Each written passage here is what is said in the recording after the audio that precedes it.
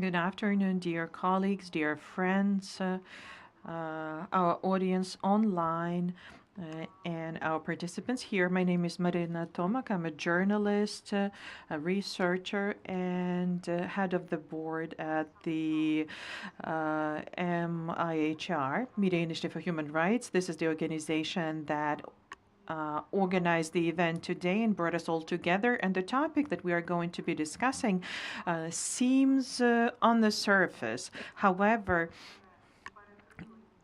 it was covered by other waves of information about negotiations that were supposed to take place 2 weeks ago in Istanbul, but for the human rights community, for expert community, this was a major event. And we are going to discuss it today, specifically in the context of the so-called Global South, so non-Western countries. These two terms are quite controversial. I'm sorry for that, but to save us some time, I'm going to proceed with using those. So what's important to mention before we begin our conversation on the merits, if you need interpretation from English, because we're going to have English-speaking participants joining us online, please make sure to grab a headset. For those of you who are online, via Zoom, if you would like to choose English interpretation, you should click the button in the down your screen, which says interpretation, or the globe, and choose English interpretation. Ну і власне, якщо у вас будуть and if you have any questions, you're welcome to raise your hands, even though I believe we're going to have quite an active conversation. I'm not sure whether we'll have enough time for the questions, but for the audience online, you are welcome to use the chat for your questions.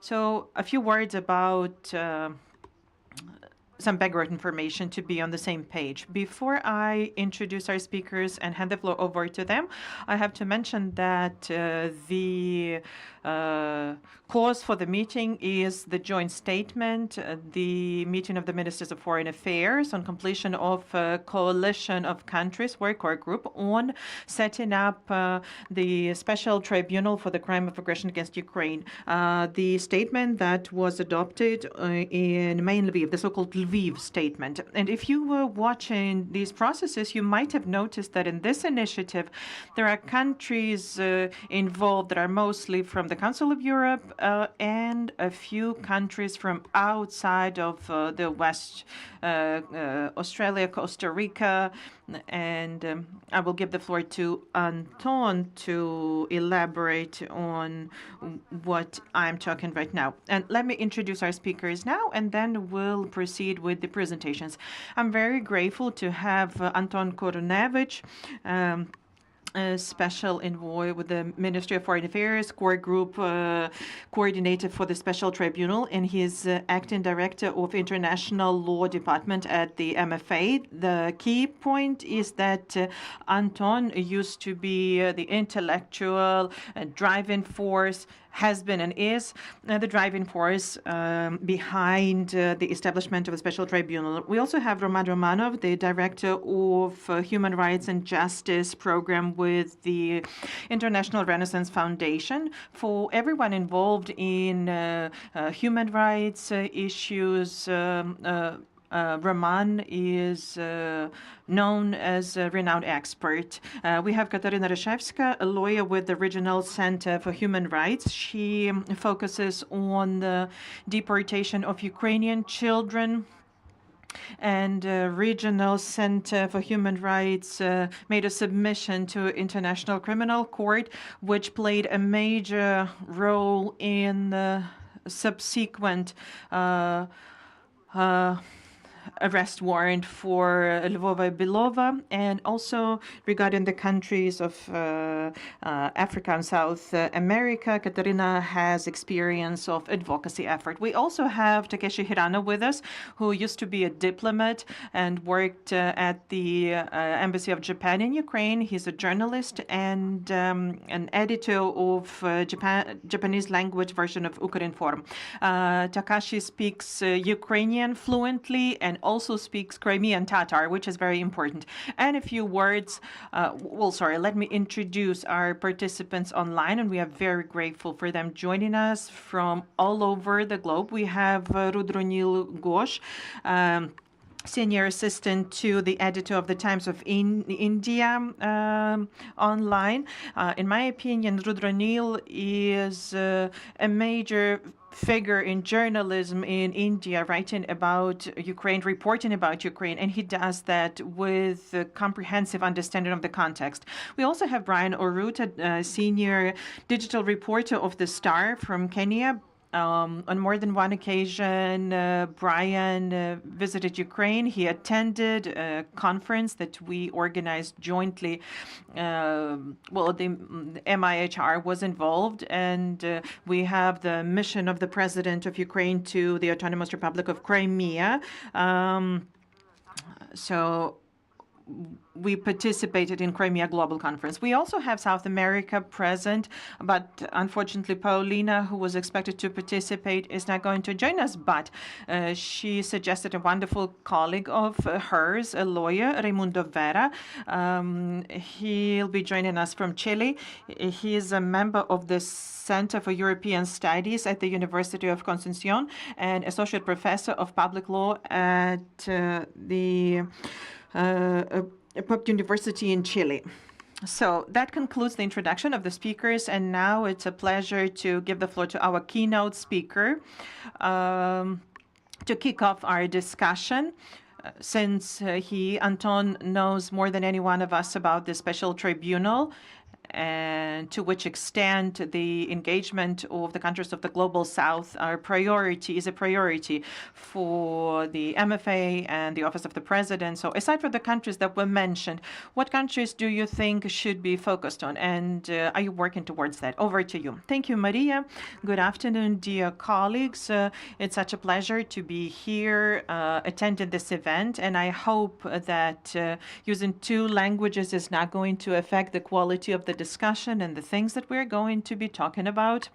And I would like to focus my presentation, this first presentation on this panel discussion, on two matters. First, some information about the completion of core group work and what's ahead of us, to set the scene and to share the information background. And then I would focus on the issue of engaging non-European and non-Euro-Atlantic countries in the process.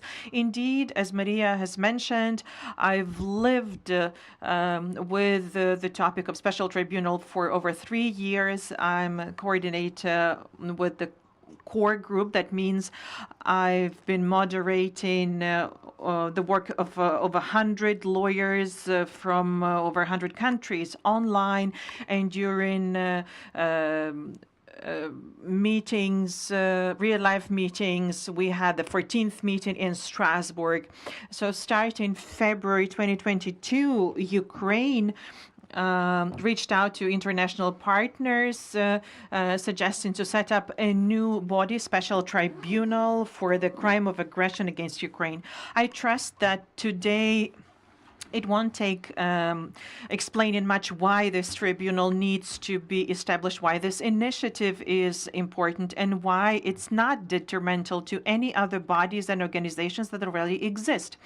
The very fact that we are on the same page with our international partner is embodied in the completion of the work of core group and submission of the materials to the Council of Europe. Core group has spent over 2 years in operation, and we actually continue our communication still, and it's composed of lawyers from around 40 countries, advisors, heads of departments of international law, some colleagues from the ministries of justice, but for the most part, that's the MFA specialists and experts. And in the course of 2 years, we were attempting to arrive at a formula that is going to help us to establish an effective special tribunal. When you have around 40 lawyers, 100 lawyers from around 40 countries at the table, it's only natural that those colleagues are going to have different opinions on different matters. So the result of any discussion in this esteemed circle of experts is a package deal to some extent. So you arrive at a certain version that is acceptable to everyone involved in the process. So the purpose is to make sure that what you come up with is supported by everyone at the table, and also to make sure that the countries continue with the process. At the concluding meeting in Strasbourg in March, we finalized 3 draft texts of the documents to set up the tribunal. So since March this year, these documents are ready. So they include the draft of bilateral agreement between Ukraine and the Council of Europe on establishment of the Special Tribunal. Second, the charter, a key document that is going to regulate all of the substantive and procedural matters, the statute that is going to be an appendix to the bilateral agreement between Ukraine and the Council of Europe. And the third, in large partial agreement about setting up of a management committee, relatively saying the assembly of member states. And this assembly is going to be making decisions about the administration of the special tribunal. So these 3 founding documents have been finalized, and they are going to be instrumental for the establishment of the special tribunal. And a lot of information was sensitive in the operations of the core group diplomacy, like silence and closed doors. So probably out in the public, there hasn't been much information on the matter. We tried to inform the public about the most important key issues, but I really hope to have understanding that some issues need to stay behind closed doors until you are sure that these attempts of yours are going to succeed. So throughout the operations of the core group, we had 2 public statements on 9th of May in 2023 during the summit of core group countries summit at the level of heads of states and heads of MFAs. It's publicly available. The summit took place under the auspices of the President of Ukraine, Volodymyr Zelensky. The second statement was adopted in November 2024, Vienna Riga statement about the progress in the operations of the group. And the third final statement that Maria was talking about was adopted in Lviv. We decided to call it Lviv Statement. It's important for us to be using this reference to Lviv for development of criminal law, especially given the contribution of Raphael Lemkiv and other international lawyers and their contribution in development of criminal law. And this statement is the first political statement at the level of the ministers of foreign affairs from the core group member states, specifying that they support the establishment of the Special Tribunal for the crime of aggression against Ukraine, and that they will continue working towards setting up of this tribunal within the framework of Council of Europe. So the event of the 9th of May, as the colleagues have told us, has become probably the most important and numerous in terms of international representation in Lviv in quite some time. Also, it was important for finalizing of our work and important in terms of showing to the international community that the work on establishing a special tribunal is being finalized. And in March 2022, that was hard to fathom. So Lviv is a culmination point for political support, and another culmination point was in May this year in Luxembourg on the 14th of May during the ministerial meeting of the Committee of Ministers of the Council of Europe, the key body of this European organization. And during the meeting, Ukraine officially submitted a letter jointly with the three draft documents that I already mentioned to the Secretary General of the Council of Europe, asking to establish the special tribunal. So Luxembourg is the direct legal action that has direct implications, in particular decision made by the Committee of the Council of Europe, Committee of Ministers of the Council of Europe, showing that the work begins, and the Secretary General of the Council of Europe is administering the effort. So Lviv, Luxembourg, the process of establishing the tribunal is handed over from core group informal platform to the Council of Europe, to a formal structure. So now we're looking forward to figuring out how the internal processes of the Council of Europe are going to proceed to make sure that the special tribunal is established as soon as possible.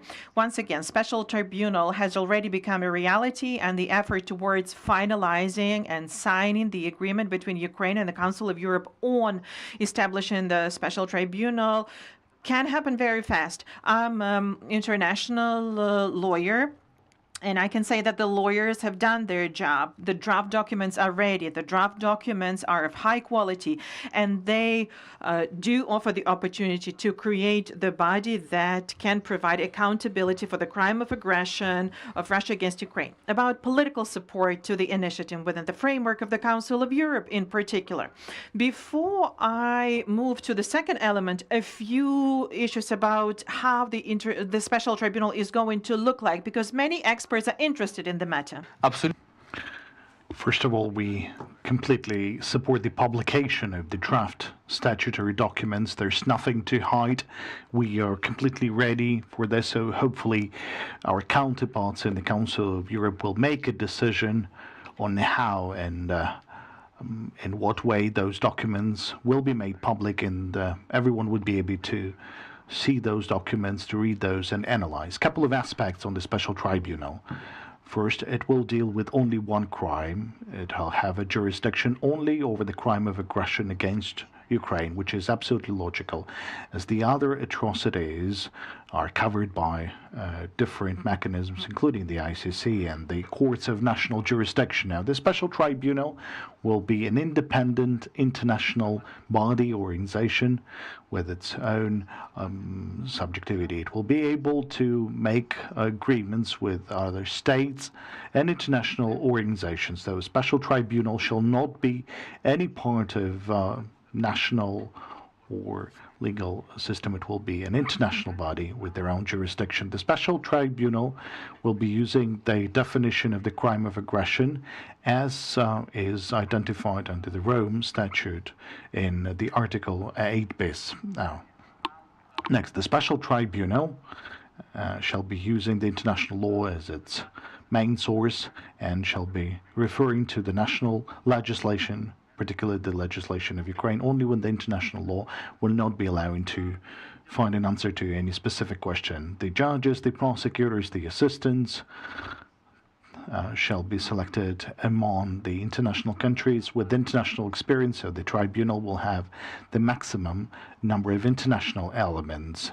Now, another important aspect that wasn't provided for other elements, it will be able to operate in absentia, and it will be capable of making decisions against the national leadership of Russia. We believe this is the very important element that will allow us to have not only the arrest warrants, but will allow us to have some judgments or sentences recognized by the international community. So the tribunal shall be fairly compact because it will cover only one crime, but I believe it will have a very fundamental in terms of the importance, as it will be dealing with the matter of the initiation of the aggressive war against Ukraine. And this is unfortunately cannot be done by any other international legal body. And the involvement of other countries, including countries from the non-European region, this is something that we are completely working on. This is truly a very complicated matter. There's a lot of factors, a lot of elements involved. Definitely the topic of accountability. Well, it's easier to work on that topic with the countries of the European region, but still we have the involvement of countries from the Central America, the Costa Rica and Guatemala. We have the involvement of Japan, Australia, and more specifically in Lviv during the official session and the proclamation of the Lviv Statement. We had His Excellency the Ambassador of Japan to Ukraine. We had a written statement by the Minister of Foreign Affairs of Costa Rica, and we had a video recording of our counterparts from Australia. So we're working on the technical part, so that on the website of the Ministry of Foreign Affairs we'll have a special page dedicated to the Special Tribunal, all the documents related, as well as the statements that were made during the session in Lviv. So the involvement of countries from the other regions, that's something that we already have, but this is not enough. Therefore, any support, any advocation, any support of the experts is truly important. Now, as for the mechanisms for the involvement of countries from other regions, and this was something that was mentioned in the draft statutory documents. First, we have this enlarged partial agreement on the initiation and the operation of the managing committee, the administering and funding of the special tribunal. It shall be open to all countries of the world. That is, any country of the world coming from any region, if it supports the special tribunal, the idea, the purpose behind it, it may join this larger agreement. It may participate in selecting the judges or the prosecutors. It may also join the decision-making process and whether to become a member of the managing committee or be associated member. So any country may be able to join the work of the special tribunal. So I believe this is the element, this is the path that we may all take and engage as many countries from other regions as possible to this process. And the other aspect, which is very important from the legal standpoint, is the fourth draft of the document that we're still working as part of the core group, and it's not part of the statutory document. It's a slightly different in nature document. It's the draft of the model agreement on cooperation in between of the states and special tribunal. Those working in the international criminal law area, they understand that the matter of cooperation and complying with the inquiries is the number one question, and you can see that in many cases, starting from the visits of certain individuals having arrest warrants against them to other elements. So the cooperation is the key aspect. That is why we continue to work on this document. This is the draft model agreement on cooperation, and any country of the world may be concluding this agreement with the special tribunal, because they're all the subjects of the international law. They can do that. So any country is able to conclude this agreement and to commit to cooperate with the special tribunal on all matters, including the fulfillment of its decisions. So this ability to conclude an agreement and to start cooperation with the special tribunal shall be available to all countries of the world from all the regions. That is why we're saying the Special Tribunal, it's not only about Europe. Indeed, the path have been selected through the initiation of agreement in between of the Ukraine Council of Europe, but this ability to involve the countries of the other regions, it's available. So I would stop at this point because we do have two separate tracks, possibilities of engaging the interstate countries from any region of the world to the operation and to the support of the Special Tribunal activity, and we shall definitely try to increase the number of the countries who would be ready and willing to conclude the agreement and to ratify this agreement, as well as to conclude the agreement on cooperation with the tribunal. So all these possibilities are open, and we've provided for all chances for the countries from different regions of the world to support this initiative. Well, thank you for such a comprehensive statement. Indeed, the Special Tribunal is a matter not only of a legal nature, but also a political nature, particularly whenever we are talking about the involvement of the countries not coming from the Western Europe. And should we take a look at the countries voting in support of the resolutions related to Ukraine in the UN General Assembly?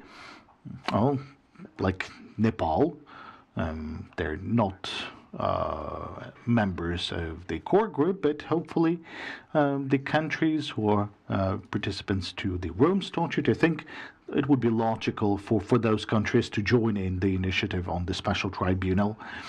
In any case, I would like to pass the floor to Roman Romanov.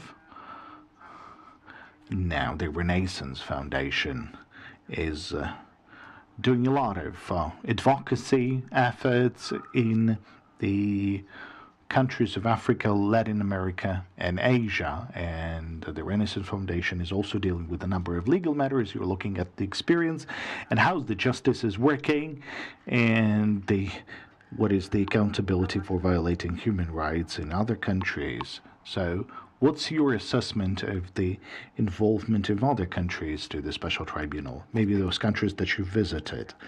Any space for the civil society in this matter? So thank you, Maria. I thank the Media Initiative for the organization of this event.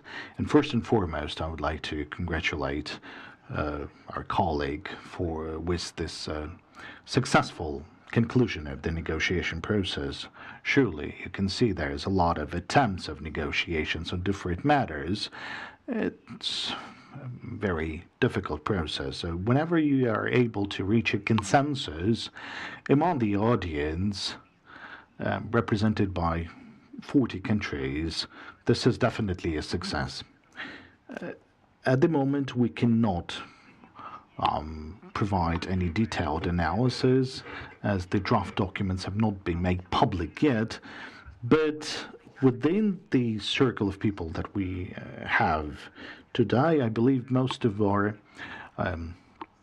co-speakers and the journalists, they are aware of the situation in Ukraine. They aware of what is happening in Ukraine. They shouldn't be informed in too much of a detailed manner. I think it's worth mentioning why is this initiative important not only to Ukraine, and how this kind of a limited success during negotiations can be converted into something more.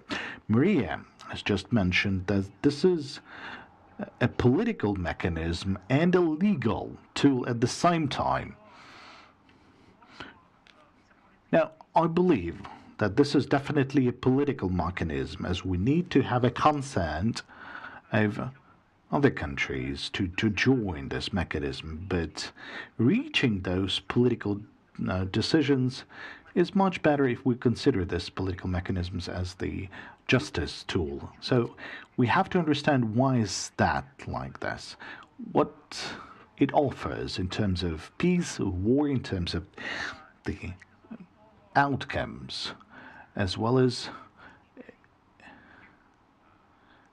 in terms of understanding that we, as the world, as other regional international alliances, what we can offer as the tool to resolve the situation via legal methods.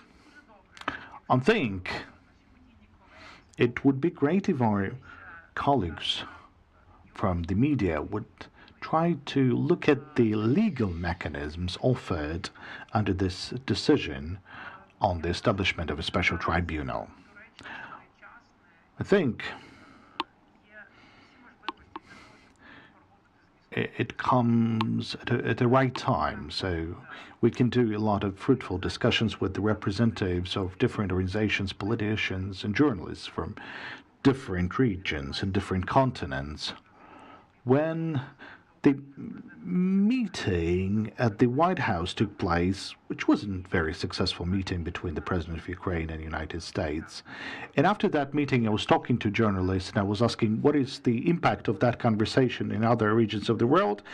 And they told me that it resonated a lot in many African countries because many politicians, many leaders, they thought of themselves being at a place of the President Zelensky. And the fact that recently there was a meeting between the President of South Africa and the President Trump at the White House, well, isn't that the same kind of meeting? So should we look at this perspective of Western countries agreeing on something with Ukraine? Well, I think now we are in a condition that that's completely different. Meaning that quite to the contrary, we can say that Russian Federation is promoting this idea that large countries should have a chance to exert influence on other countries. And this desire for the recognition of Russia's role in the post-Soviet region or Eastern European region or European region as a whole, that's one of the drivers of this war. Why is this topic, why is this idea cannot be resonating within the global South countries? I think if someone has an idea or understanding, then these are the global South countries. I mean, that is the unifying idea to confront the domination of the large countries who are striving to use force and to solve any of their political, diplomatic, linguistic, or other conflicts by means of the war. There's a lot of controversies on our planet. That's true. It's either we try to solve those problems or we start doing wars. And in any case, we have a crisis or a conflict, that's the case. If the intent to use force will not be punished, and the actions that cause a significant ruination, well, what we have reached from the standpoint of developing all those mechanisms of cooperation within the international community as of now. Should we take a look retrospectively? Ukraine started to promote the idea of accountability for the crime of aggression against Ukraine. It started at the platforms of the United Nations, and there was a search for universal model. But as you can see, the only mechanism which may be effective, it is based on the regional cooperation mechanism. Now, this is a very important aspect, and under current conditions of international relations, it's hard to expect that UN shall become a platform for the resolution of the majority of the conflict situations for many reasons. And because of the diversity and the gaps in the attitude towards the justice tools, look at the situation around the ICC and their investigation. And that means that the potential and the role of regional organizations is increasing. Not only the Council of Europe, but the African Union, the Organization of the American States. Why don't we think of searching for solutions based on the legal framework that's being elaborated as of now? They're not segmenting the international law, but rather reinforcing it. When we're not going into never-ending international cooperation, but something else. Looking at the international dimension of this mechanism, the accountability for the crime of aggression against Ukraine, we have to understand this large step that is currently made by the Europe and the Council of Europe. The Council of Europe has been established as the organization in post-war Europe to help the countries to come up with the joint human rights protection standards. We're talking about different jurisdiction, different situation, so factually, the states agreed that they need some intellectual support in better implementing the joint European human rights standards. Now we're talking about different things. There is no consent on the part of Russian Federation. It continues to commit massive crimes, and the Council of Europe never had like a criminal jurisdiction. It dealt with the protection of human rights.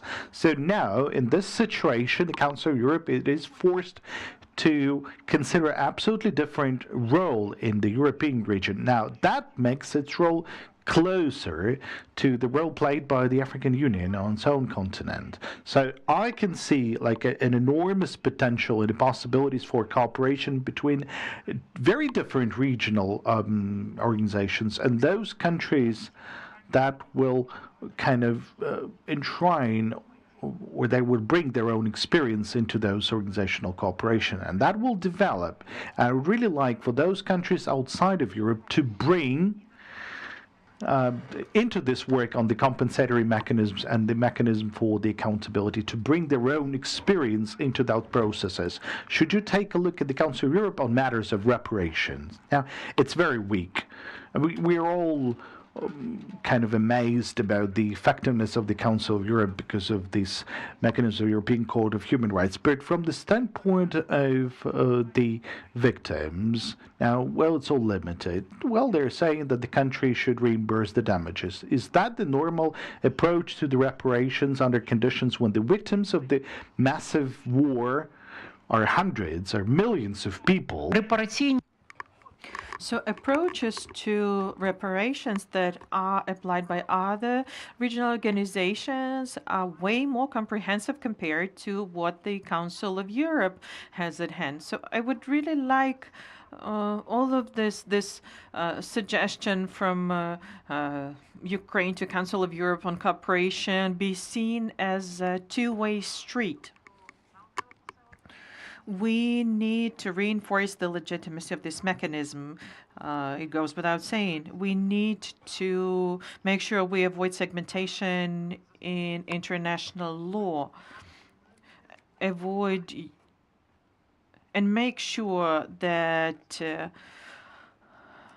principles of law that raise no doubts are used. We want to have confidence in those mechanisms, and we want those mechanisms to be based in various types of expertise from various countries. Latin America has accumulated immense experience, and every time I had a conversation, a discussion there, what was said, I was saying that we not interested in the number of members of the mechanism. That's why we are inviting you.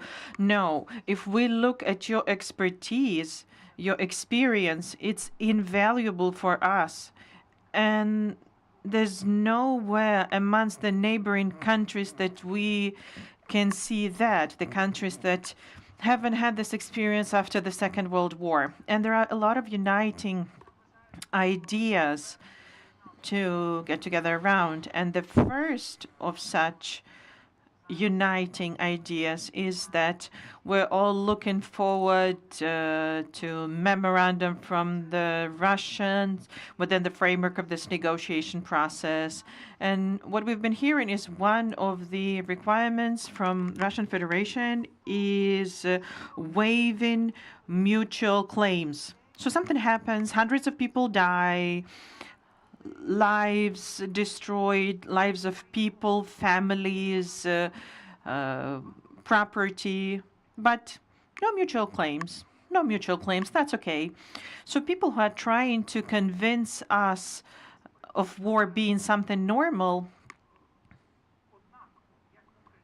they cannot be perceived the same way in Ukraine and in other countries. So we are all convinced that peace is a normal state of affairs for the world, not everyone waging wars against everyone. And this brings us back to medieval philosophers, to Hobbes, etc. I trust discussion is coming in a lot of dimensions, legal, philosophical, etc. And I believe this is directly related to the role of human rights activists. And it's directly related to the very concept and definition of human rights in the conditions of a large-scale war with casualties, victims. So how do we make sure we do not lose faith in fairness and justice in the conditions when it seems shattered? I believe all of this is something that opens a way for a very profound dialogue, and I'm convinced that it's in this context there are chances to develop a constructive dialogue with our partners from the Global South countries. Thank you, Roman, for this profound speech. And you actually touched upon another dimension, communication, to put it simply, because it's important that we prevent this initiative from being communicated as something Western only, because in many countries of the world, this is seen as something bad. It's not West fighting Russia, it's a fight for justice. I would like to give the floor to our esteemed colleagues joining us online. You can see on your screen, Rudranil Ghosh. He is a journalist, let me remind you, at one of the leading media in India, Times of India. And Rudranil would like you to tell us about Indian point of view. Not even everyone in Ukraine knows about the idea of special tribunal. Not everybody understands it, even in Ukraine. As a journalist, have you observed any discussions on the matter back home? And what could India's arguments be in favor or against to joining this initiative? Any factors that impact this, economic, legal, etc. And also, I would like to ask you about the prospects of the countries of the region. I know you know about the Bangladesh concept. Do you think that these smaller countries, given the idea of relations with the regional leaders, maybe these countries could join the effort as well? Right. Good evening, everyone. Am I audible? Yes, we can hear you. Okay. Right. Good evening, everyone. I would like to extend my greetings to our esteemed panelists. Thank you so much for inviting me to speak on this in this important discussion. First of all, let me begin by saying that I personally wholeheartedly welcome the idea of a special tribunal to ensure accountability for the crimes of aggression against Ukraine. This is something which is very important, and it is extremely necessary to have such a special tribunal to ensure accountability and uphold the values of human rights, which have been grossly violated in Ukraine. Having said that, let me come quickly to the Indian perspective on the matter. And what is the Indian approach traditionally to such special tribunals? See, as many of the panelists and participants here will know, that India is not a signatory to the Rome Statute, and our basic argument for not being a signatory to the Rome Statute is that we feel that the ICC and the model that it represents violates national sovereignty. This has been our consistent approach throughout the years across several governments. So the concern essentially is that such tribunals can impact national sovereignty, and hence we are very wary of such tribunals. Now, speaking of some of the other countries in South Asia that have some experience with special tribunals, but have actually, shown mixed results.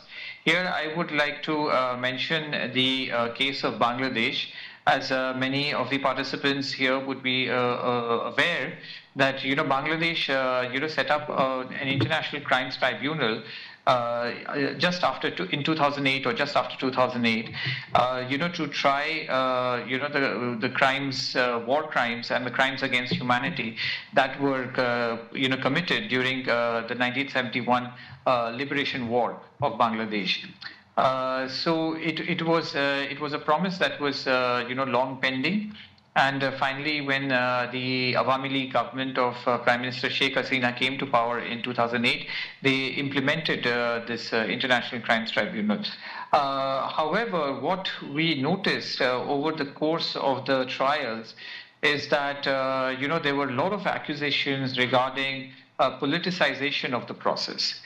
And although the intentions of the tribunal could not be doubted, the intentions were very sound, and it tried to uphold, human rights and provide justice to the victims of, the liberation war. As many will know, that in the liberation war, 3 million, Bangladeshis or would-be Bangladeshi citizens were killed. 250,000 Bengali women were raped by the Pakistani forces, during the 9 months of the liberation war in Bangladesh. So justice definitely, had to be done, and there had to be closure for millions of family members who had suffered during those 9 months in 1971. So the intentions of the tribunal were noble indeed, and it had a lot of support when it began.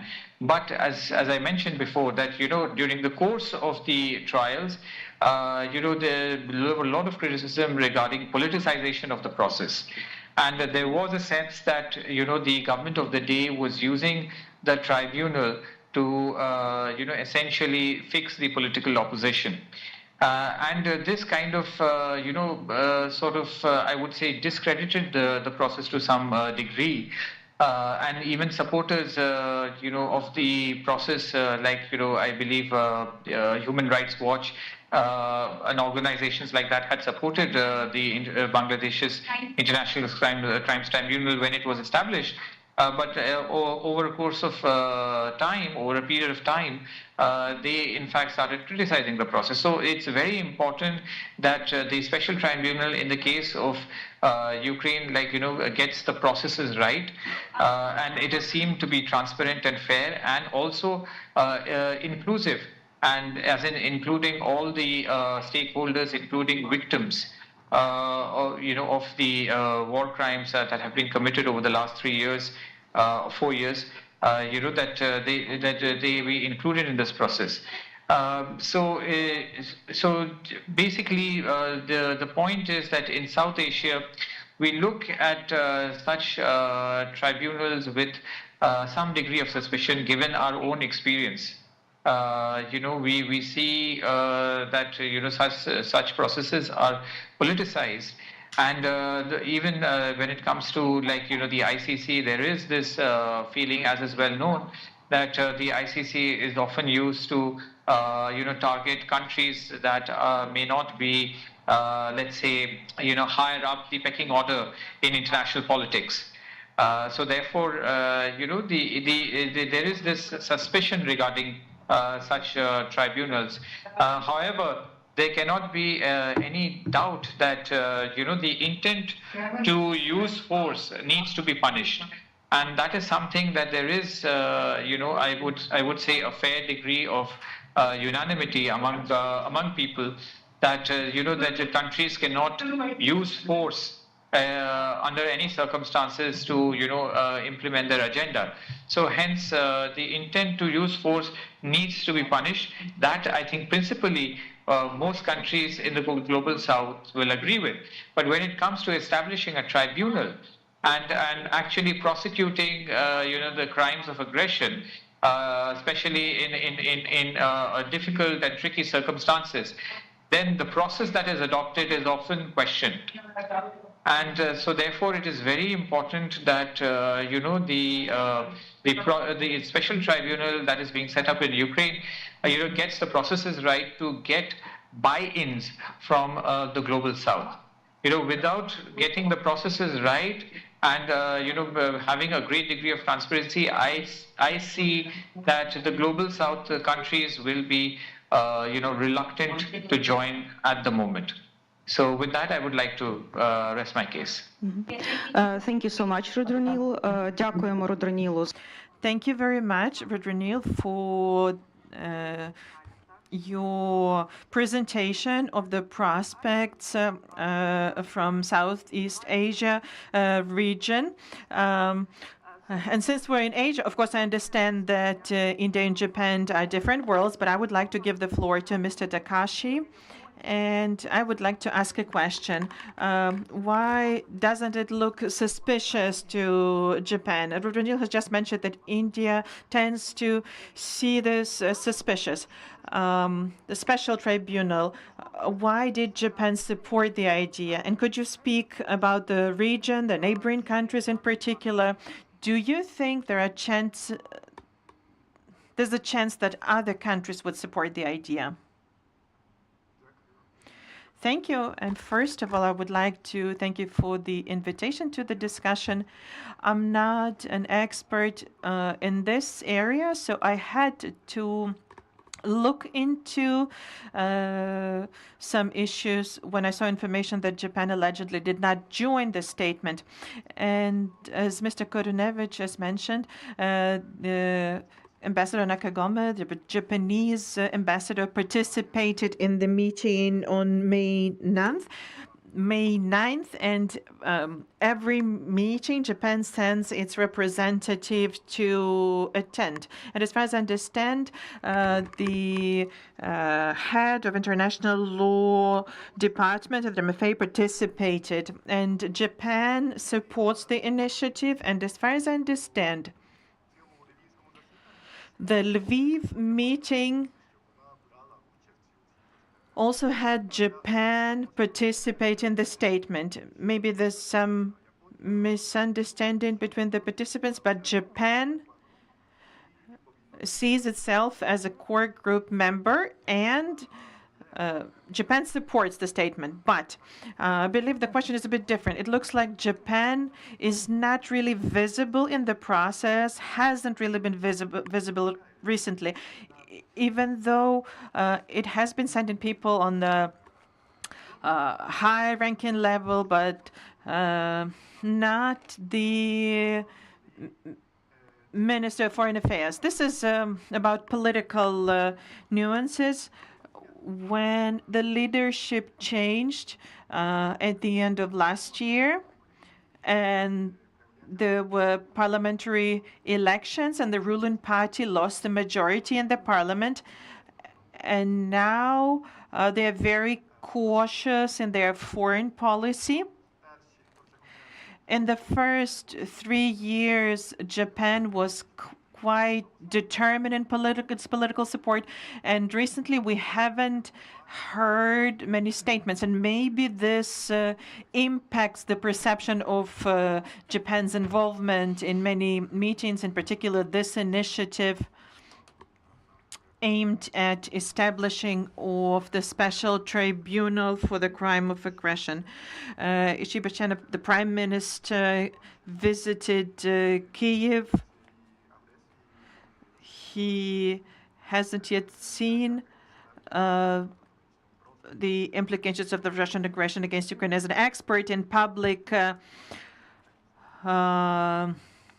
environment, I keep emphasizing that it takes coming here, talking to people and to governmental officials and seeing the consequences. And then it will be clearer for him what political steps are required on Japan's part. And this is going to look more decisive and determined for us. It's not the case for now because there are internal political nuances and geopolitical nuances, decision-making process in Japan. And one of the elements that I've already mentioned is political and geopolitical. When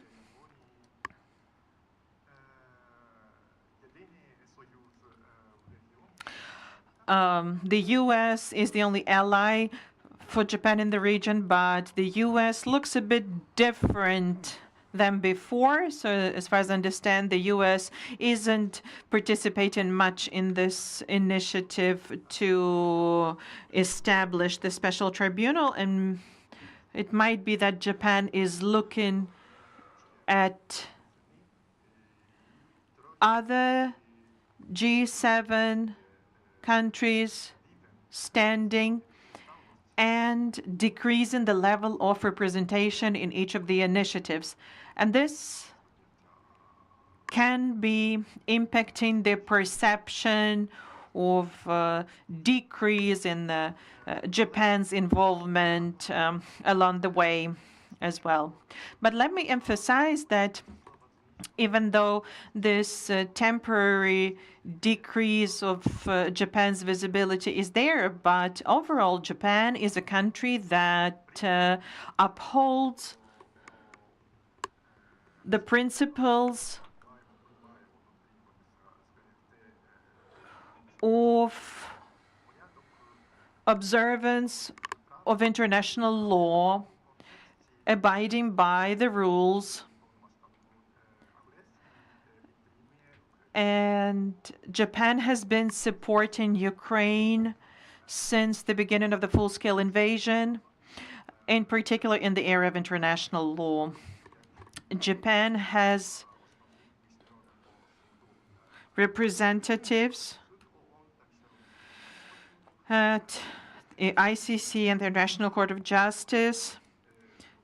So 2 Japanese citizens, and Japan is making contributions to these courts because Japan believes that the present-day order that is rooted and based on rules is of utmost importance for any country, regardless of the region or continent. Everything has to be dealt with in line with international law. Now, this is the understanding behind Japan's support to the core group on the establishment of the Special Tribunal. And based on my understanding, we'll continue with supporting this initiative.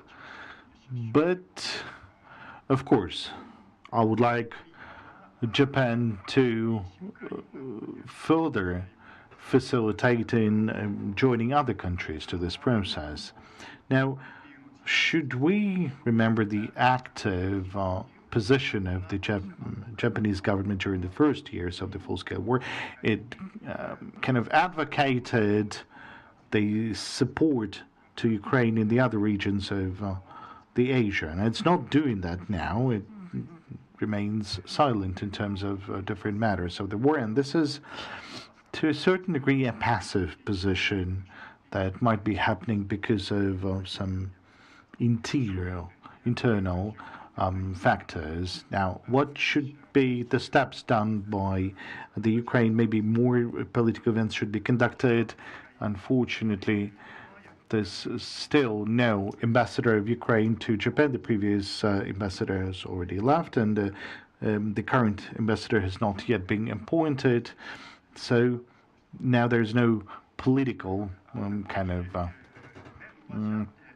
highest political representative of Ukraine in Japan.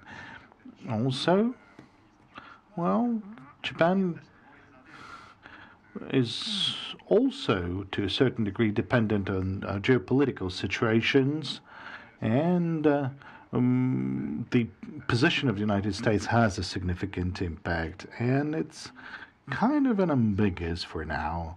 That is why Japan has to take into account the different positions. Now, apart from the Europeans who may be building their own security architecture in a couple of years or in 10 years. So Japan has no plan B. So they have to take into account the position of the United States. And the United States is not doing that. It's kind of difficult to do the contrary. Therefore,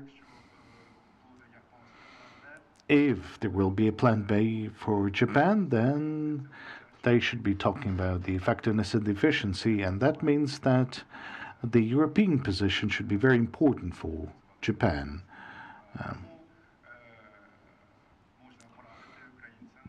Therefore, I would advise the Ukrainians to work together with Europe on cooperating with Japan, so that Japan would not be taken into account only the U.S. position, but the European position as well. And it's very important that Japan, from the very first day, has been saying that this war is important not only to Ukraine, to Europe, and that this war, and more specifically, the Prime Minister Kishida at his time said that today it is Ukraine, and tomorrow it could be some other country from Eastern Asia. So that is the understanding of Japan, that this war is not only about Ukraine, Europe, but about the global rule-based order. Now, in order to remind this principle to everyone, you would need to talk to the representatives of Japan at the level of experts, politicians.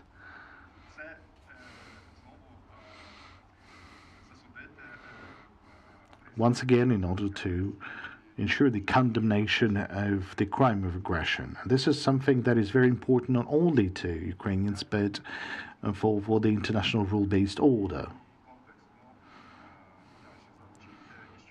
And there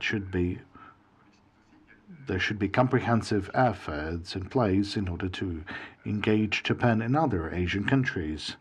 I think that approach is something that is truly necessary. Not to think that Japan is always able to act decisively. It all depends on our actions. Thank you.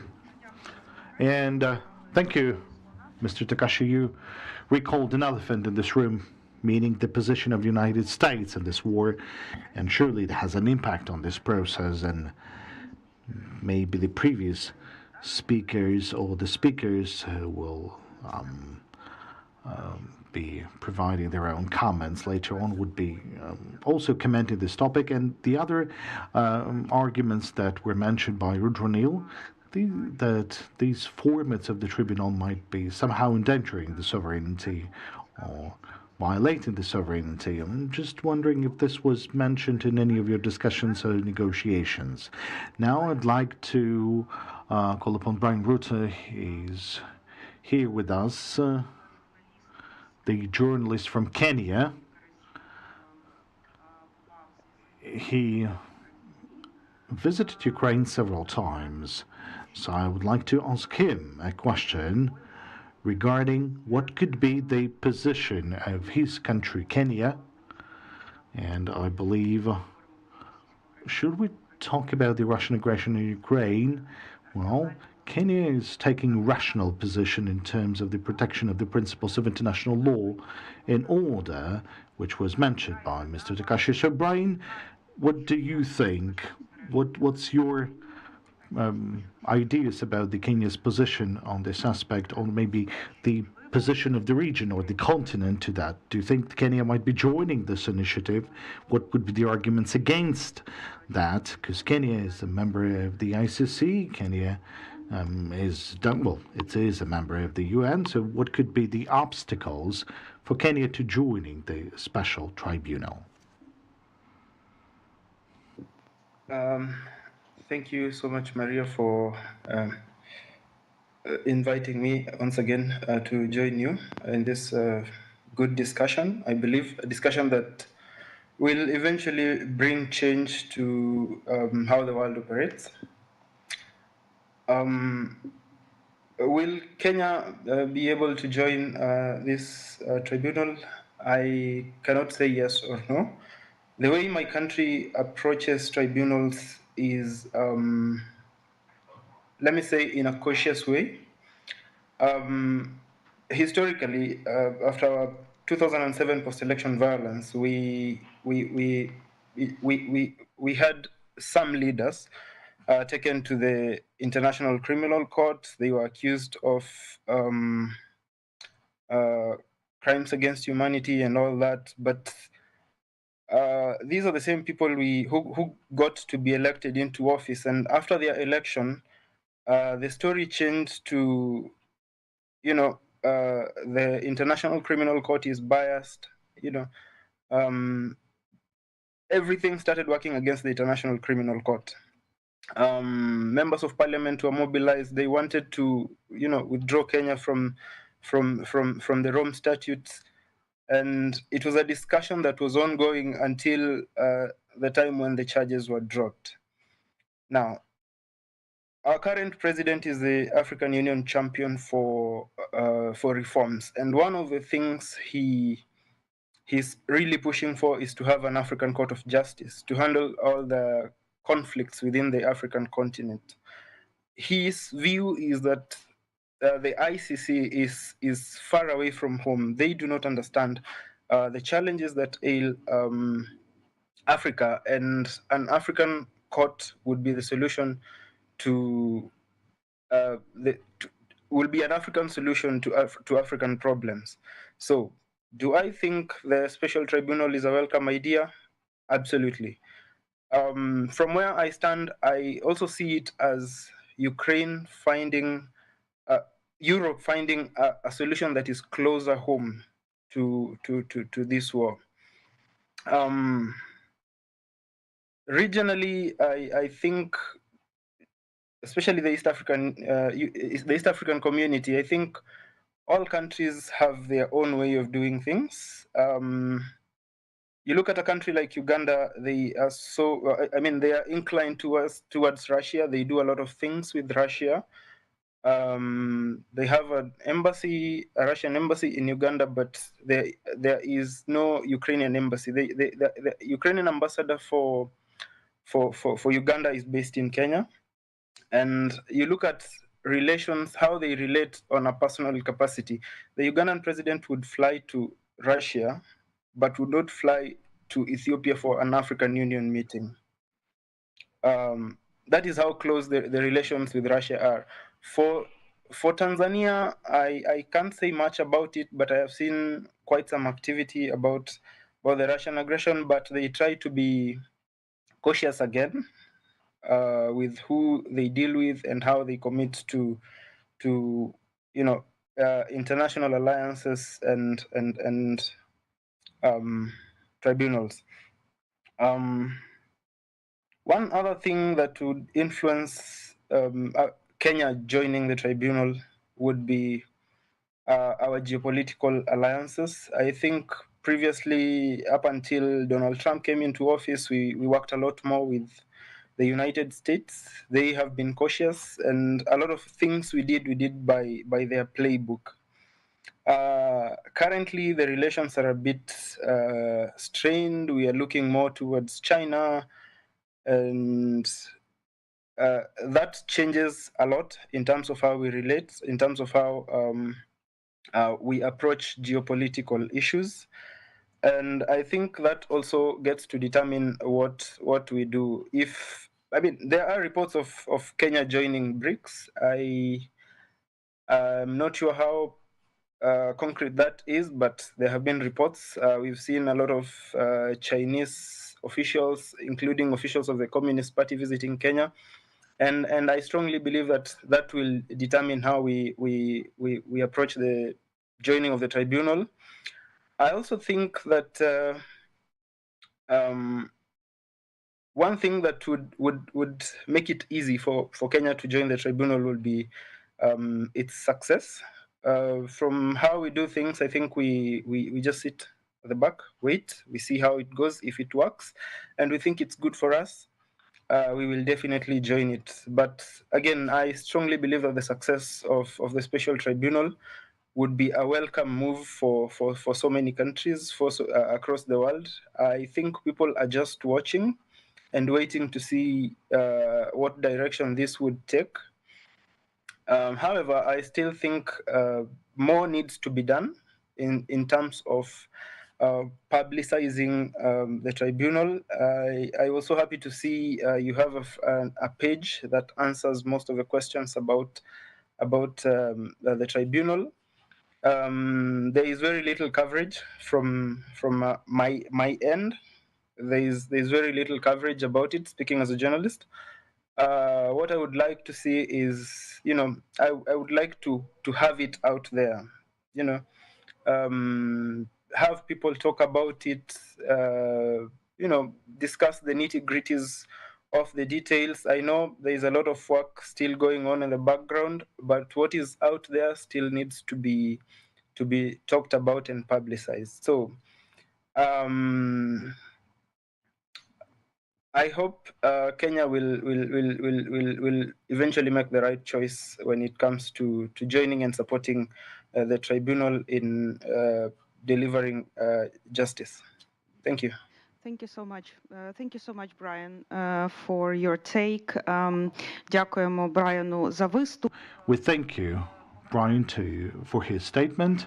And going back to our offline participants, Katarina Ruszewska. She has a topic on the deportation of the Ukrainian children by the Russian Federation. She has attended several of the African countries. I think that was South African Republic, maybe Kenya as well, but I'm not sure about that. And you've visited some of the some American countries. And that shall be kind of a breach to your last speaker. So, Katarina, what's your impression on the readiness of the countries that you have visited to this idea of joining the Special Tribunal? This is yet another argument that was mentioned by the Brian around the skepticism to the ICC that can automatically cover the Special Tribunal. So, which arguments have you heard, or how should we somehow cover the countries that you've visited in our actions, for them to join this initiative?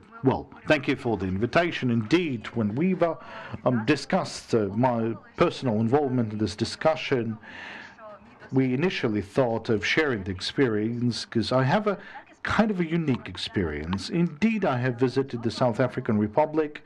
I've been to Ghana. I had an online statement in Botswana as for the South America. I've been to Brazil, and I've been to Argentina and Chile via online, and Colombia.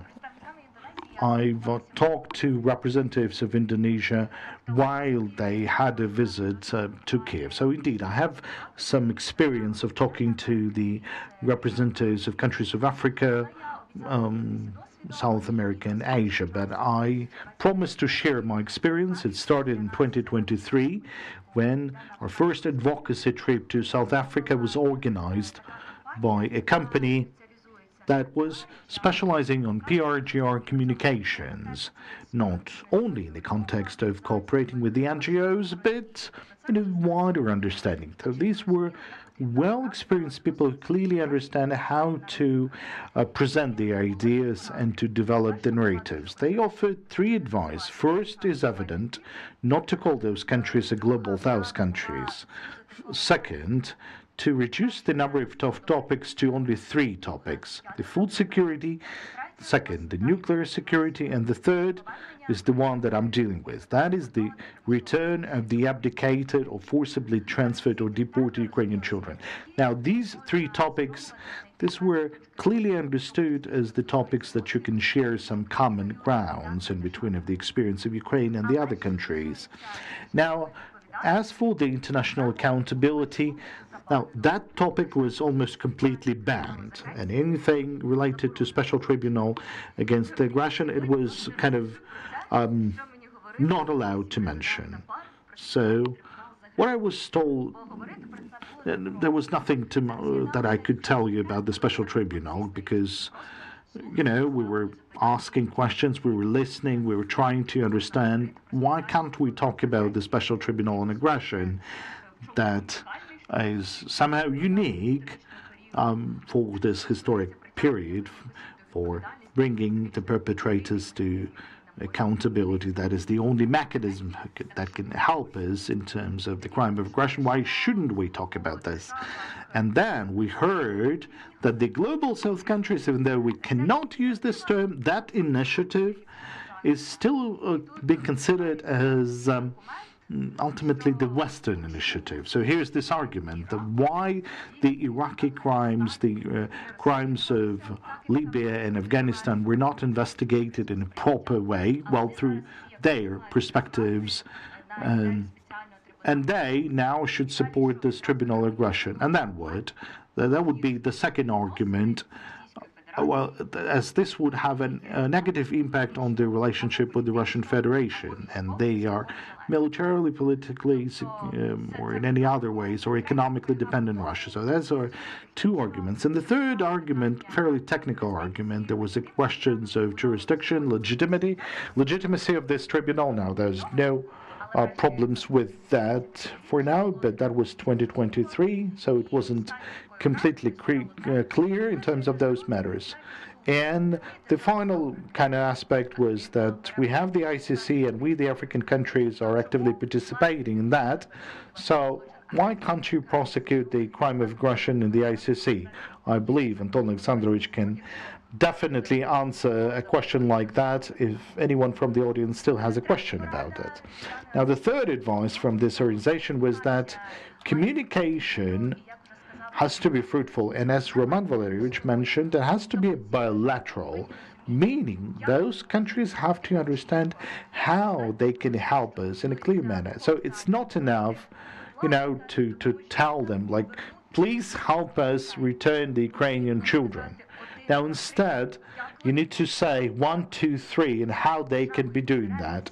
Become a mediating country and provide the list of the children to the Russian Federation, as the South African Republic will be doing that after the visit of the Ukrainian president, providing that list involving 400 names and last names of the children, or joining the international coalition for the return of the Ukrainian children, as that was done by the Costa Rica, Chile, and Argentina, or to share their own experience in the context of psychosocial adaptation and reintegration of the returned children.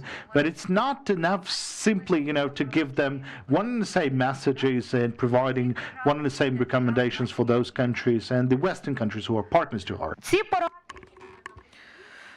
This advice that we were given there worked in the African countries and Brazil in communication with other South America countries in cooperation.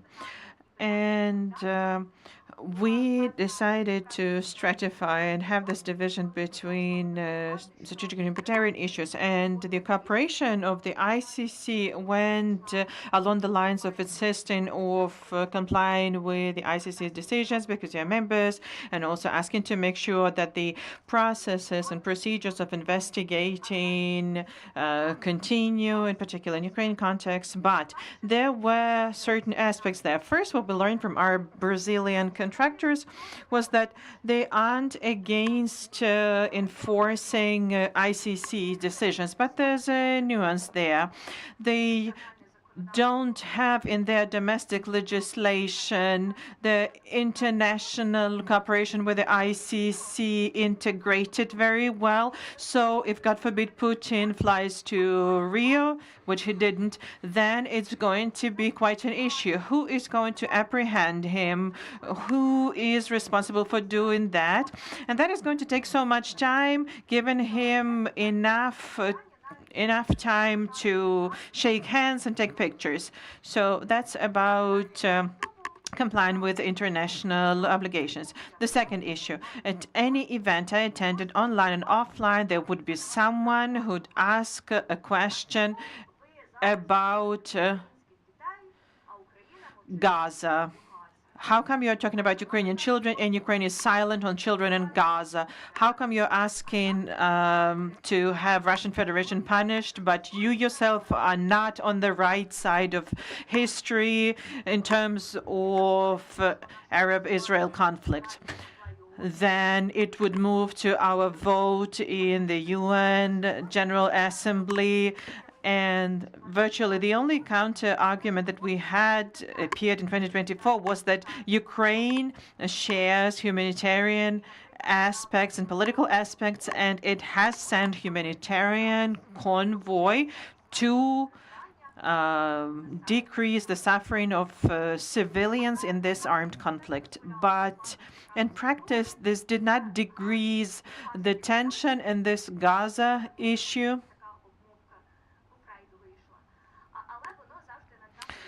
Has always been an impending matter over our heads. And last year, when there were roundtables at the International Coalition for International Criminal Court, and probably most of NGOs attending here are members, including the Regional Center for Human Rights. So there, one of the presenters was talking about investigations in the context of African states, and she said that Ukraine is stealing the thunder, is bringing upon itself of the attention, media, and now it's the same with the ICC attention because there's been warrants, and in their situation, it's been years and no investigation. There was a representative of the NGO, let alone what governmental officials might be thinking. So this fight for resources, for attention, and comparing who suffers more, even in the context of crimes against children, is quite a relevant issue in cooperation with African countries and Global South countries. So I agree with the previous speaker. We need to share recommendations from our experience, and at the same time, I believe we need to look for connection. We need to come up with alternatives to this country. So I already mentioned this in the context of bringing back children. When we were in Brazil, we were told there were attempts to make Brazil a mentoring country in line with the Geneva Convention. This envisages a very long list of responsibilities. I don't think there would be any country willing to take that upon themselves. But being an intermediary country, I think, would be a nice alternative to that.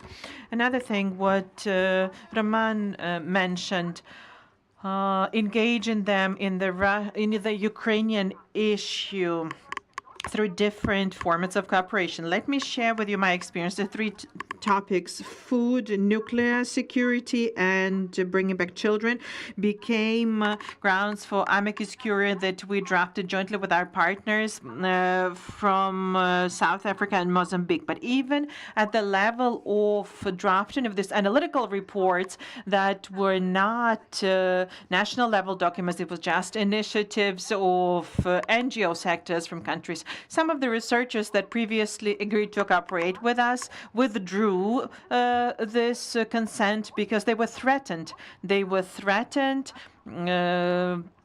if they continue and proceed with this analytical report and sign it. But these analytical documents were still issued, and today when we are running advocacy efforts, this is seen as an independent documents that we use and share. Next, advocacy and communication efforts that are directly related to the Special Tribunal for the Crime of Aggression.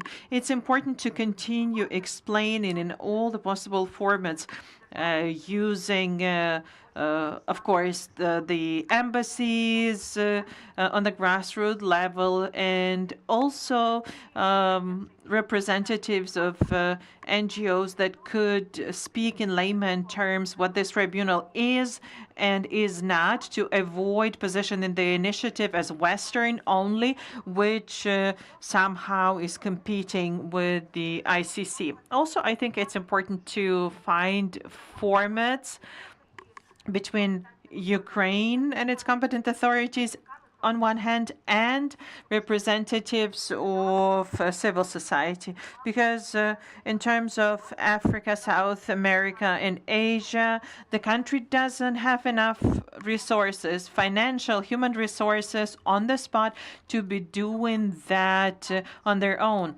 So through our actions, we can lay the foundation, and I believe this people-to-people approach for countries like this could be instrumental. So you start with non-governmental cooperation, and especially when it comes to NGOs, I have to say that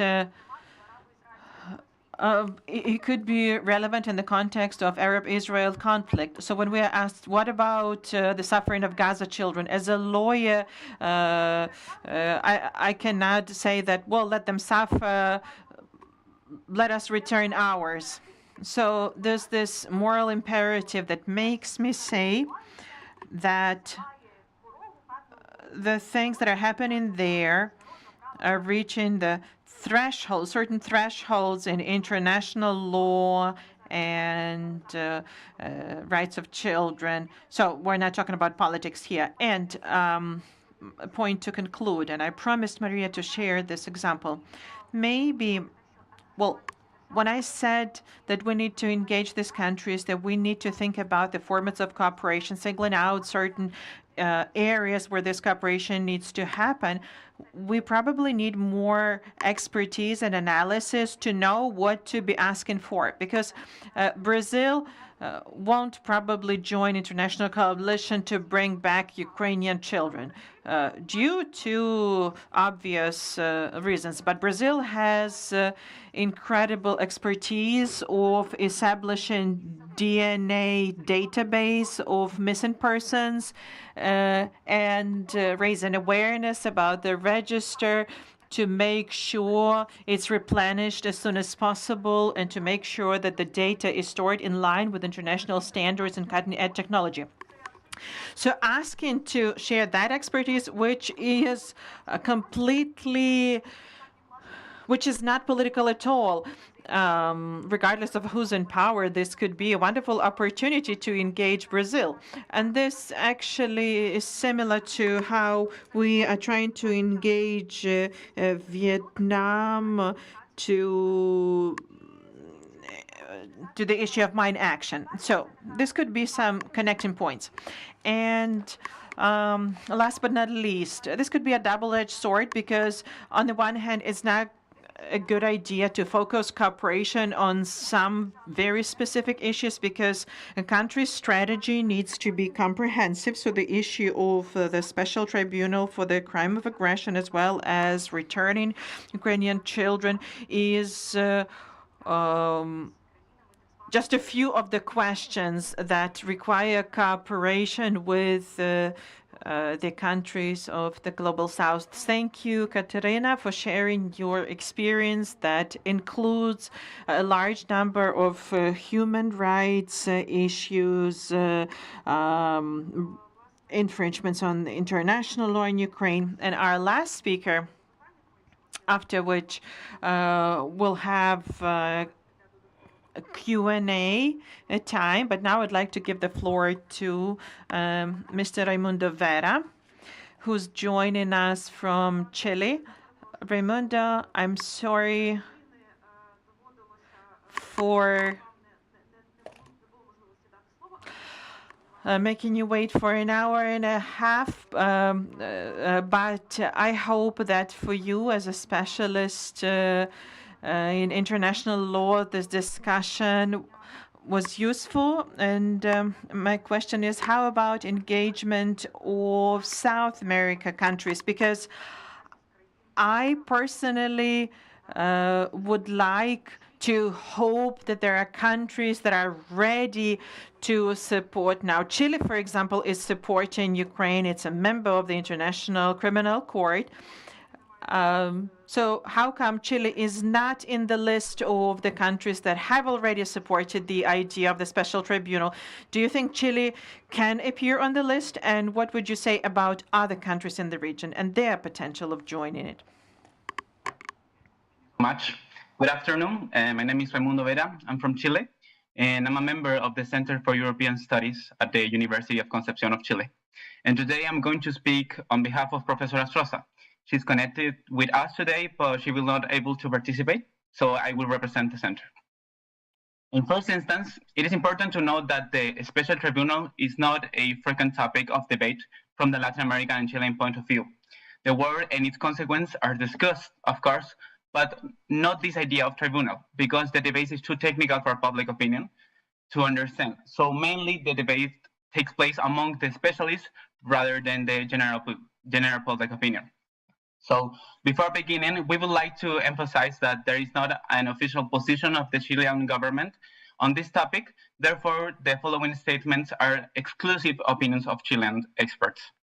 As Centers for European Studies here in Chile, we strongly reject the Russian aggression against Ukraine and call on the Russian authorities to remove their troops and respect Ukrainian sovereignty in order to prevent the loss of more innocent lives. However, the idea of creating a special international tribunal to prosecute crimes of aggression may not be the correct procedure for these cases, because on the one hand, like many other countries in the Global South, we have ratified the Rome Statute to give the International Criminal Court jurisdiction. Therefore, we don't intend to violate our international obligation to respect this jurisdiction. Moreover, along with Professor Astroza, we believe that there are other effective ways to prosecute criminal responsibility at the ICC without the need to create a special tribunal. This was demonstrated when the court ordered Putin's arrest for the illegal deportation of Ukrainian children to Russia. Therefore, Article 8 bis of the Rome Statute could eventually be given an extensive interpretation so that the definition of the crime of aggression is not strictly limited to the letters of Article 8 bis, paragraph 2. On the other hand, over the course of history, we have seen that the United Nations Security Council ordered the establishment of ad hoc tribunals to prosecute serious war crimes when national authorities are unable to do it or refuse to do it, like in Rwanda and the ex-Yugoslavia. However, this would clearly be difficult in this case since Russia has the power to veto. For these reasons, it is more efficient to resort to the ICC. As a permanent court, it is preferred because it centralizes international criminal jurisdiction in a single established institution. By contrast, special tribunals present certain legal problems, especially in terms of temporality and jurisdiction, since they are usually created after the crimes have been committed, which can raise questions about their legitimacy. For these reasons, as the Centers for European Studies here in Chile, we are against the war crimes that Russia has committed in the context of Ukrainian war, which we consider should be judged before the ICC, requesting a violation of Article 8 bis of the Rome Statute. In these difficult times, it is important to safeguard international peace and ensure judicial independence in order to fulfill every person's right to due process. Thank you very much for having me here. Thank you very much, Raimundo. Так, ну, власне, я думаю, що Thank you very much, Raymond. I believe we just heard a few of the arguments that might surface in the discussions with the diplomats and NGOs and civil society and our colleagues from South America. Before I open the floor for Q&A, maybe our panelists have comments. Anton? Thank you very much, Maria.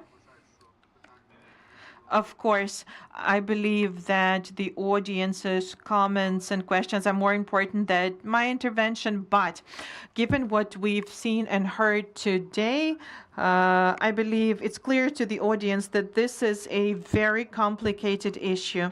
Us being where we are is seen by the best lawyers of the world is immense success. And in 2022, imagining that we'll get out from the paradigm of asking the question, why are we doing that? Now we've moved to the question is not if, but how. And now we're at the stage of let's implement it. I believe this becomes clear to the esteemed colleagues that this is hefty effort, but engagement of non-European, non-Euro-Atlantic countries is hard, and any support is much appreciated, this event in particular. A few points. So I started my intervention by saying that many of us are on the same page, but probably some clarification is warranted. We talked about the key features of the special tribunal, and there's one thing I was talking about at the event yesterday. The special tribunal is going to make decisions about the beginning of the temporal jurisdiction. Is that going to be 2014, 2022? It's the tribunal that is going to decide it. And I believe this is a positive development because many countries insisted that it's only 2022 due to the resolution of the General Assembly of the UN dated March 2. But here it's up to the special tribunal. The judges are going to decide that. And next, why is it being done now? Why not now? When else? What is preventing us from setting up a tribunal into a crime that has lasted since 2014? As a lawyer, I don't see any obstacle to that. And I trust you colleagues don't either. Another issue, political aspect that Takashi mentioned and colleagues that joined online. Yes, this is a crime of aggression against Ukraine, but it actually raises a lot of important issues for the world globally. We're not saying that this is a special tribunal for the crime of Russian aggression, because it says the crime of aggression against Ukraine, regardless of who committed it. And there are two countries that are committing probably crime of aggression against Ukraine, and the tribunal will potentially be possible to look into their accountability. One of these countries is North Korea. And in 80 years, the international community hasn't found a mechanism to hold this regime accountable. So this compact tribunal for one crime might turn out to be the only efficient mechanism and the only attempt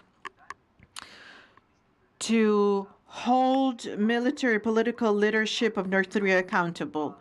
Wouldn't that be worth doing? Wouldn't it'd be a good idea for Southeast Asia countries to support that? And then we're also thinking of endorsing this special tribunal proposal in the United Nations. After the establishment, we can have some political support from the UN General Assembly, and there's many other countries from a variety of regions supporting that. We completely support the understanding of the importance of transparency. And whenever I'm saying that the tribunal will be working in absentia, well, the best lawyers said that that should be in close compliance with the provisions of the European Court of Human Rights. So if someone believes that in absentia is bad, no, it's not bad. It should be provided in accordance to the rules and regulations we have at that. Then we thought of the participation of the victims and participators. It's fairly unique because these are not war crimes or crimes against humanity. This is a crime where the whole Ukraine and Ukrainian people are party. So we thought of how to ensure the involvement of the victims and witnesses, and we absolutely believe that Japan is an active member of the core group. Their team from Tokyo has always participated in our meetings, and the Lviv Statement was supported by default. We got some G7 comments. They're incorporated into the statement. We heard no other statements. We are grateful to the Japan for their support, and this is very important. All the G7 countries, except for one, are currently participating in this process, but that one country has done a lot for the implementation of this project. And indeed, the involvement of the lawyers from that country has made a lot for making this a reality. We know that the lawyers share this point. As for sitting and waiting, well, the Special Tribunal is an example of the fact that Ukraine is not sitting waiting, but in fact proactively working on the topic. And I wouldn't like to, conclude this event with this point that the support of the Western countries should go without saying or for granted. No, it's not. This is something we worked for. This is something we've passed so many stages for this to happen. So our colleagues should truly cherish that, and we should never stop working, because definitely there will be aspects when you will think that this is so difficult or so overwhelming. But as for the ICC and the Special Tribunal, I really didn't want to cover this topic, because I hope it's all clear within the expert community. The ICC will not have a jurisdiction on crime of aggression against Ukraine. This is a fact. That is why many of the countries supporting the Special Tribunal, they support the ICC, just as Ukraine. Ukraine has ratified the Rome Statute. We all supported that. We all worked for that to happen. And we were highly kind of honoring and respecting this statement around the approval of the Roman Statute. And then we need this special tribunal, and our partners are supporting this and that. And the Special Tribunal will be working on the crime of aggression based on the understanding of the Article 8 bis of the Rome Statute. So just to cover this matter, there's no issues in terms of the jurisdiction of the ICC and the jurisdiction of the future Special Tribunal. The lawyers, the international lawyers of the core group, they clearly understand this. Thank you for those comments. We do have more time for comments and questions. Lidula Ghosh, she's the head of the Eastern European Institute of Research. She participated in the couple of conferences. So are you here with us? Yes, greetings. We can see you, we can hear you. Please, you wanted to comment something. If I may, I would like to speak English. Yes, of course, as it would be more convenient for you. Everyone, I was not present from the very beginning, but just hearing a few of the speakers and getting very inspired, I want to share a few thoughts with you. Number one, I believe that there has been a very serious, it's first of all not a purely legal thing, although the legal people will be working on it. I'm not a legal expert, but I have an experience on international law. So there are a lot of political legal aspects. Now, one of the things that to my mind is somewhat had a shadow effect on this whole process is the very existence of the Ukrainian judicial system and the problems within. So it had some impact, perhaps some political impact on the whole process. As the tribunal within Ukraine would be not a bad idea, as was said by Mr. Korinevich. And of course, it could also theoretically, I'm not sure, the legal experts can tell, that if they could include experts, legal, judicial people from all over the world, including the part of the world I represent, that is India, and including, as you call it, the global south. This is one of the floating ideas. If Philippines could send Duterte to the criminal court, it is possible to have, the crime that is committed every day on the territory of Ukraine to be adjudicated. Now, I would like to say this in absentia thing is very important because this has a big moral impact on the people who are, the victims or the survivors, and also the retributive element of justice system should be compensated with some restorative aspect. So what it means is to support the survivors or the victims. That's equally important. As we know, the Cambodia and all the other cases have shown, Rwanda, and there have been cases which have shown that this is also important, and the national courts could partly handle those issues. And may I, last but not the least, I would like to say that there was a resolution as early as 17th of March 2022 on behalf of course, the International Court of Justice, which is a different body, and which critically, I mean, looked at the aggression and definitely passed a resolution with 2 judges only opposing and 13, the majority voted in favor. And one of the judges was from India and he was very active. It was Justice Dalveer Vandari. His term has been extended from 2018. So there are individuals who have been active in this ICJ resolution was very important because it was in the first days of the aggression.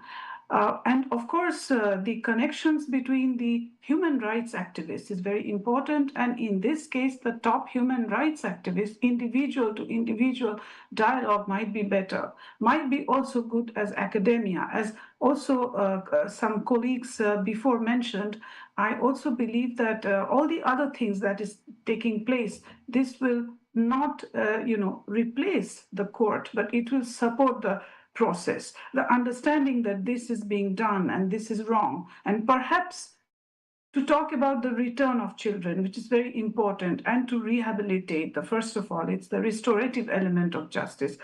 So with this, I would like to say that thank the organizers, the media initiative for human rights is an excellent initiative, and I'm very happy to be here for the short time. Thank you. Дякуємо, пані Мрідуло. We are grateful for your comment. Now, do we have any other comments from our offline audience? If there's no questions, then I would like to offer the time for our speakers to have any final remarks or comments. No, there's no remarks. Thank you. And I thank to the colleagues joining us online. I purely appreciate the time difference. We always remember that. And we thank for this session. I thank for the speakers joining us offline. We are grateful to Roman, to Katarina, to Takashi. I thank to all of us joining us in the audience. Nobody has left, and this was a 2-hour event. So, thank you. So, as Anton said, let's all join the raising awareness of the Special Tribunal and the promotion of that.